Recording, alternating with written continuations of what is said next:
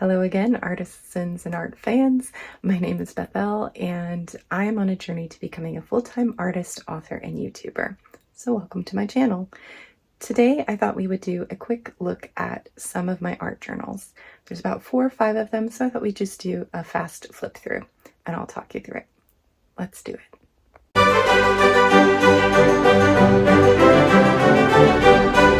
So I stored my art journals right over here, and it's a little bit of a unique storage solution because this was meant to be a pot lid organizer, but it wasn't working for that, and it wasn't working for our food storage container lids either.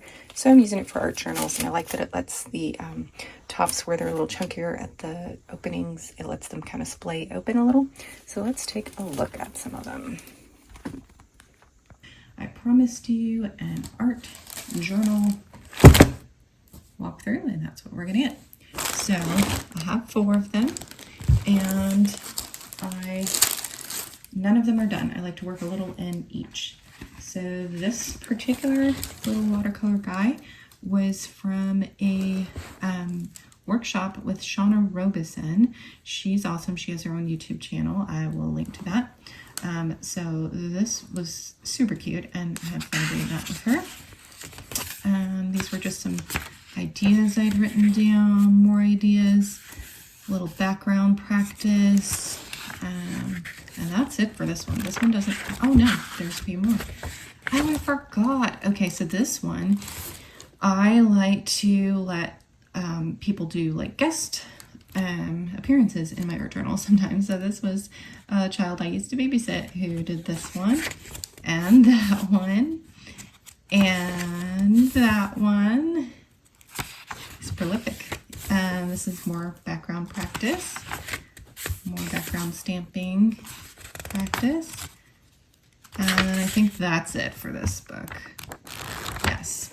So that's this one. A little freebie from a conference, I think. This one is the real deal, heavy duty paper kind of one.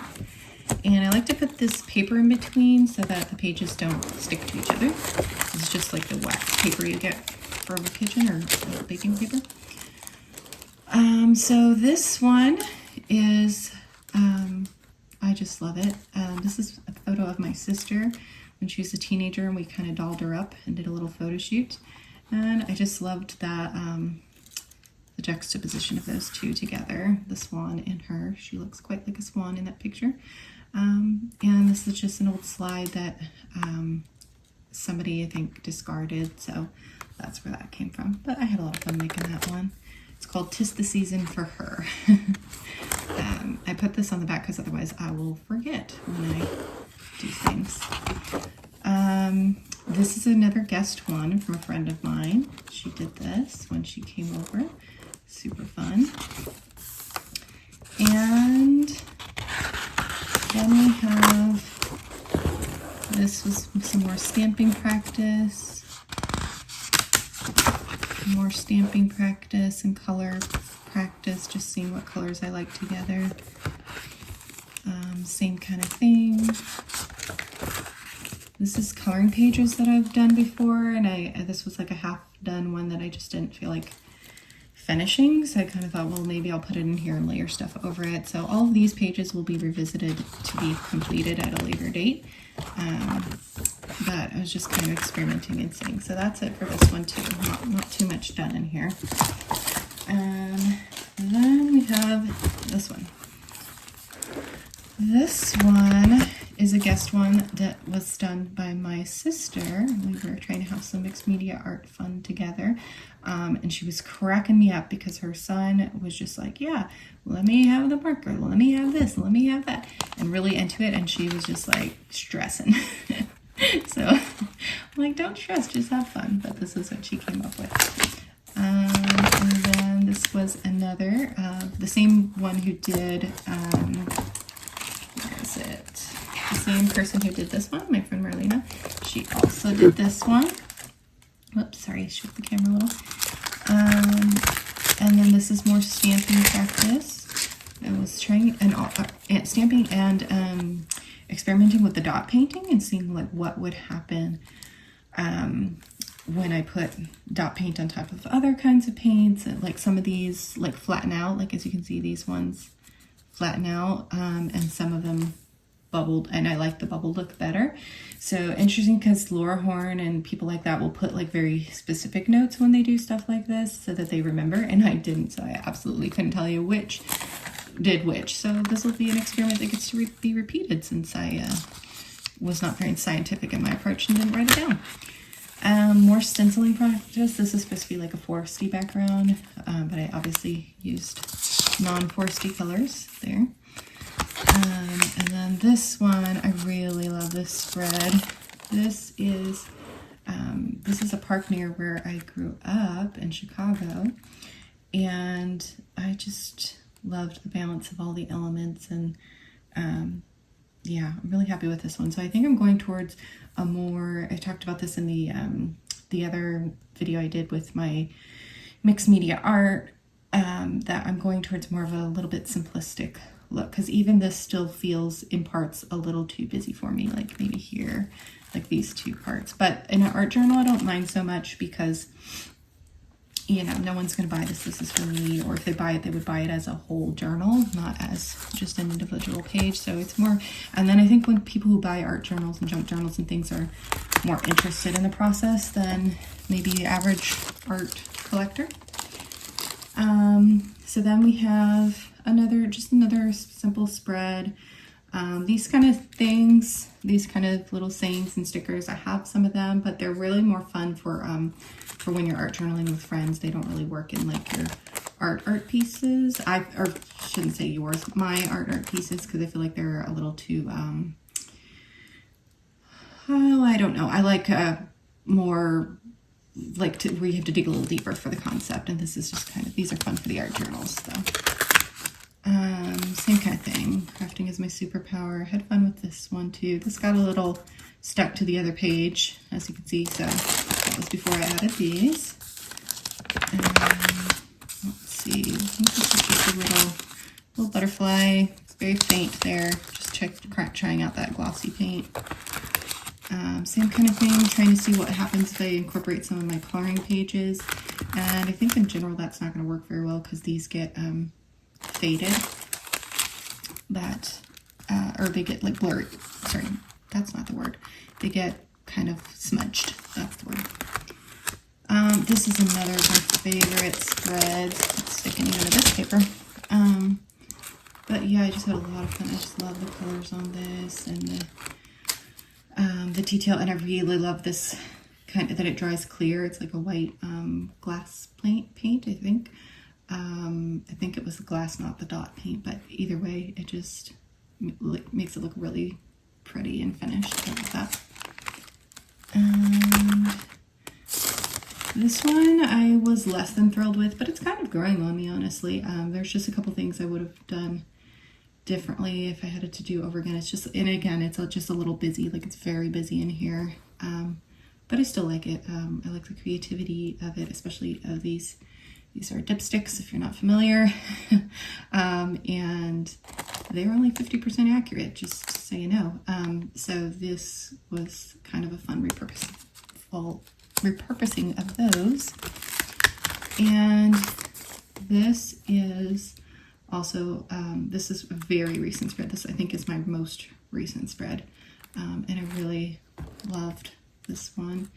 And I think that my art journal pages will continue to be busier than my true art is going to be moving forward, because it's just a fun place to like practice and experiment with all of the materials and things. Here's another one I did with the dipsticks, and I was like, why the heck didn't I put this on that side so it looked like, you know, the flash? But either way, I still like it. I like the balance on it. That's part of it too, is experimenting with like balance and things like that in the art journals. And I just love this fabric, so I'm gonna use every stitch of it until it's gone. And I think that might be it for this one. Yeah, there's still more to do here. And the very last one we have is here. I hope you can see the whole thing. I hope my camera's not too close. Oh, the camera is way too close, I think. Let me back it up a little. do this stuff with like the magazine cutouts and stuff, so I want to do that where they kind of like disembody people. So I took her arms off, or her little sleeves off. This is Mara Rua. She's like a character in Irish folklore. This is from a postcard that we got when we went to Ireland.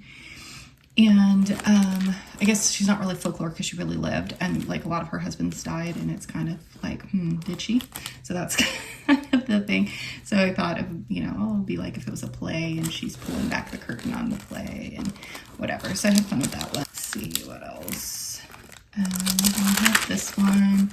Just had fun with some old lottery tickets and old performance tickets and things. This one, similar thing, just kind of wish journaling, I guess, with this one.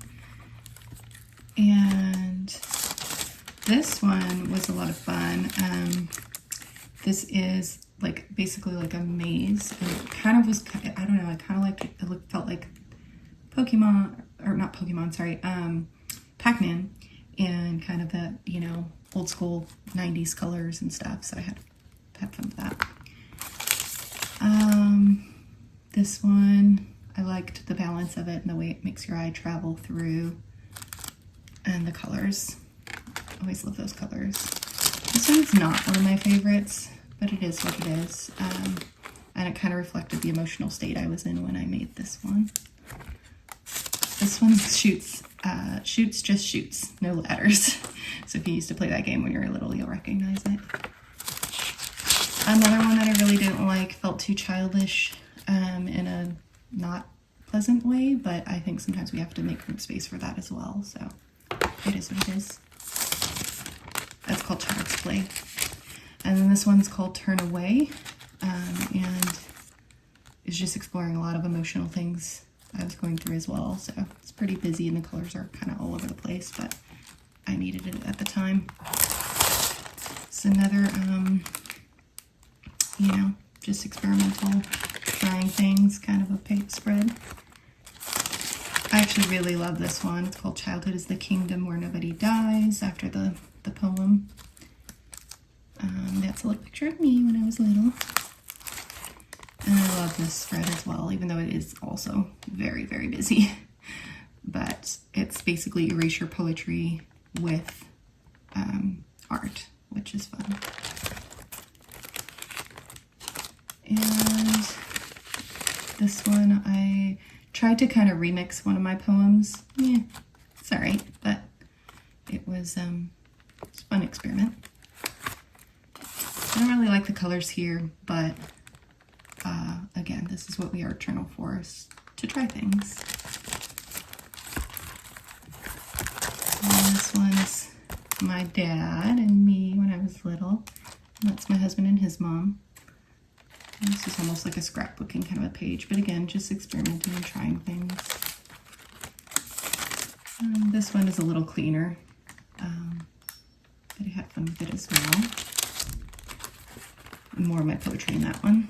And then these are just some kind of stamping background pages that not complete. Again, just experimenting. More experimenting. I wouldn't really, these are kind of finished. I probably wouldn't come back to that, but some of the others I would. I like this one a lot. It's very simple. Yeah, this is one of my favorites. And that's it. So there you go. That's the tour.